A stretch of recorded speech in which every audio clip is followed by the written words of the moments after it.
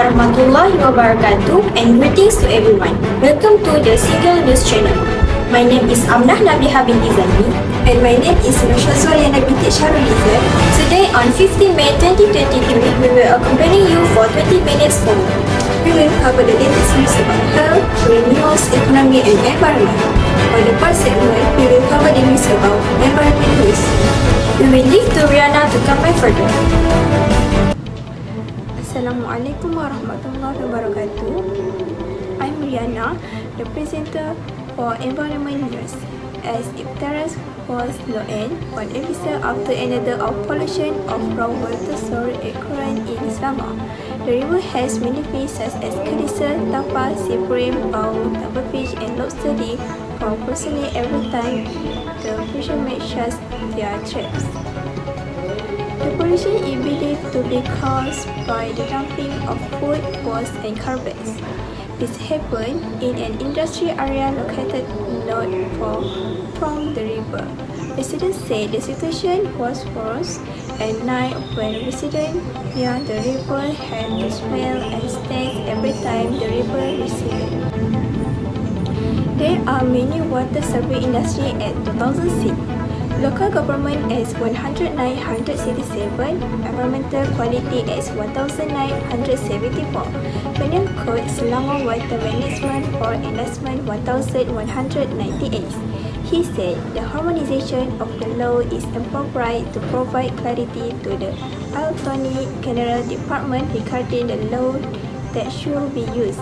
I propose only one S that covers the pollution of water source. Similar laws in other S should be repealed. If we want an effective law in implementation and enforcement, need to avoid the doubts that are said in the statement. After that, it must be made amendment regarding the increase in fines through the fine amendment of the water service industry as 2006. However, the proposed minimum fine must be specified in the Act, and the maximum fine imposed by the courts for water pollution offence in Rm 75,000. The fines given are too low considering that the often affect millions of people. Today, the AZREEN announced that the government plans to increase the punishment for polluter of waterway and water supply through amendment to the Water Service Industry Act. The punishment is imposed on offenders. He said the amendment involves a fine from Rm 100,000 to Rm 10 million, while the prison sentence is increased from 1 year to 15 years or both. Finally, I would like to remind you to respect our river by preserving it without polluting it. You can clean every week with this. It is hoped the river pollution can be dealt with immediately so that future generations can feel and enjoy the environment that we oversee. Thank you to Ms. RIYANA on the cover about the water pollution in Selangor. Now, we are going to the next segment about economy that will be reported by Ms. AZREEN SYAHIDAH. Assalamualaikum warahmatullahi wabarakatuh. I am AZREEN SYAHIDAH binti Muhammad, the reporter of Economy News. Malaysia is the fourth largest economy in the Southeast Asia and the 39th largest in the world as of 2021. It is a newly industrialized market economy that is relatively open despite being stage-oriented. The Malaysian economy has been steadily growing over the past years. The country saw its gross domestic product (GDP) rising by 4.3% in 2019 after growing 4.8% in 2018. This was backed by several factors including improvement in its labor market, sufficient spending on infrastructure, a pro-cyclical budget and growing global demand for oil, gas and electronics. Unfortunately, since pandemic COVID-19, The issue's economic downturn occurred because the spread of COVID-19 was increasing in Malaysia. COVID-19 started since 2018 until now. COVID-19 has many effects on Malaysia. On 7 June 2020, the ex-Prime Minister of Malaysia, Tan Sri Muhyiddin Yassin, announced that on 10 June 2020, the Malaysia Movement Control Order (MCO), Malaysians are not allowed to leave their homes. Besides, after increasing COVID-19 in Malaysia, many people lost their jobs and the current currency is increasing, made it easily for Malaysians to get necessities such as food. The impact of pandemic pushed the economy into negative territory, recording a 5.6% contraction in 2020. In 2021, GDP growth rebounded to 3.1%. And a year later, GDP rose to a 22-year record high of 8.7%. That's all for me. Back to studio. Now, let us have the current news about ASEAN climate crisis that will be reported by our friendly reporter, Ms. Amnah Nabihah. Thank you, Ms. RIYANA. Assalamualaikum warahmatullahi wabarakatuh. I'm Amnah Nabihah, the reporter of current news. A heat wave is moving across Southeast Asia, pushing temperature to record levels. In India, at least 11 people died of heat stroke this week. Schools, colleges, and some provinces have been closed, while Bangladesh is seeing its highest temperature in almost 60 years and seasonal rain have so far failed to appear. Regions across China are reporting record April high and many wildfires with the hottest months of the year still to come. In Thailand, the mercury surpassed 45 degrees Celsius for the first time ever on Friday. Climate experts there warned that extreme heat and drought may last for months. A record height of 54 degrees Celsius in Thailand. Thailand of 54 degrees Celsius on April 22.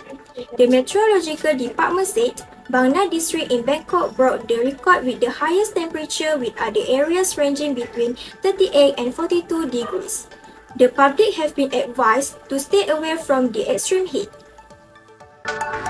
ออกตอนเช้าค่ะแล้วก็ไปอีกทีเย็นเลย6 โมงอะไรเงี้ยถึงจะออกอันนั้นก็อยู่แต่บ้านก็ปีนี้ก็ร้อนกว่าทุกปีครับก็ต้องทนไปเรื่อยๆก็ไม่รู้จะแก้ยังไงความร้อนอ่ะ ก็อย่างเพราะว่าครับเพราะว่ารถเยอะด้วยก็อย่างเส้นนี้ก็มีแต่อย่างรถพ่วงรถอะไรเยอะครับก็ปกติส่วนมากจะกินน้ำเยอะหนุนน้ำแข็ง น้ำแข็งส่วนมากกันหนีเข้าเซเว่นมั่งอะไรมั่งหลบเวลาร้อนจัดๆก็ทนไม่ไหวก็หนีเข้าเซเว่นไปจะได้ดีขึ้นก็จริงๆก็ถ้าแนวทางการป้องกันนะครับก็ถ้าเกิดไม่ควรอยู่ในที่แจ้งนะครับแล้วก็ไม่ควรออกกำลังกายหรือว่าในที่แจ้งแล้วดื่มน้ำเย็นเลยเนี่ยไม่ควรครับแล้วใส่เสื้อผ้าให้บางนะครับครับผม Authorities have issued the extreme heat warning in many areas for 2 consecutive days. While in Malaysia, the Education Ministry has no plan to implement online classes if schools are temporarily closed due to the current hot weather. Deputy Education Director General Ahmad Rafiq Cik Kasim said if schools were to be closed, replacement days would be suggested by the respective state education directors. According to the procedure, if temperature exceeds 37 degrees Celsius for 3 consecutive days, schools can be applied for closure, to be approved by the registrar or the respective state director. Rafi also said the ministry had not received any report about heat-related issues from school as classes assumed today after a break for Hari Raya. That's all from me. Thank you. Assalamualaikum warahmatullahi wabarakatuh. Back to the studio. Thank you, Ms. Amnah, for the news. For the last segment, I will pass to Ms. NAZATUL for the health news. Thank you, Ms. Amnah. Assalamualaikum warahmatullahi wabarakatuh. I'm NAZATUL EZUWA, the presenter of Health News. The pandemic is officially over. The World Health Organization (WHO) today they declare an end to the COVID-19 global health emergency. The UN agency has lifted its highest alert level, which was in place for more than 3 years. The head of the WHO warning, however, that the virus is here to stay even if it no longer represents an emergency. Lifting this alert level could also end some international collaboration and funding efforts.